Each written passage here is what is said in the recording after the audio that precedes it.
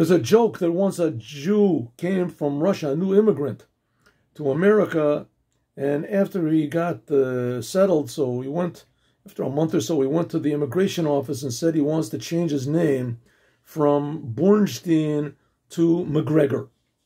So they changed his name. After a week, he came back to the immigration office. He said he wants to change his name from McGregor to Sanchez. Pedro Sanchez. They asked him, what do you want to do that for? He said, because I'm going to go to people and I'll tell them my name is Pedro Sanchez. And they're going to say, well, what was it before you changed it? Jews will do anything in order to change their identity, to hide their identity. And that's what the world is doing now. Instead of calling the land of Israel the Holy Land, or even Israel, they call it Palestine.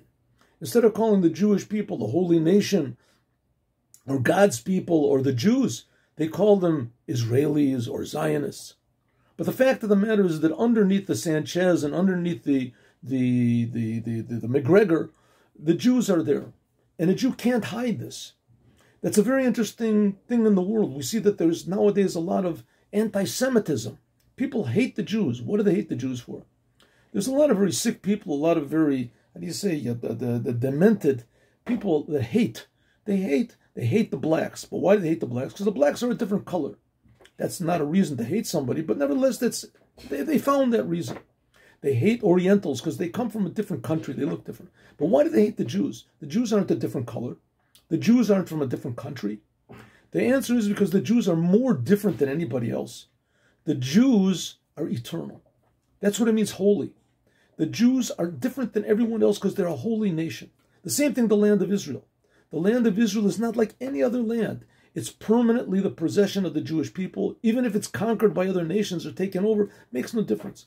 Even if a Jew never lived here, the land of Israel is eternally belongs to the Jews, and unlike any other nation in the world, it can't be taken over or possessed by anyone else. And giving the land of Israel, even think that you could give the land of Israel to any other nation except for the Jews, is like giving a piano to a cow. A cow doesn't know what to do with a piano. The same thing, all the other nations, they have no idea what it means, an eternal people, an eternal nation. But the Jews also don't. The Jews also want to hide it, and they also want to conceal it. And that's the whole solution to all the confusion and the hatred that's going on in the world now. The solution is very simple. The Jewish people are the nation of God. We were chosen by God to tell the whole world that God is creating them and is creating every human being from love.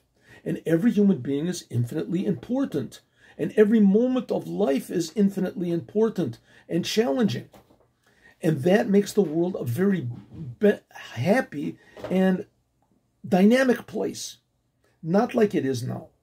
That's the whole answer to the problem. Stop thinking that you're McGregor and stop thinking that you're Sanchez.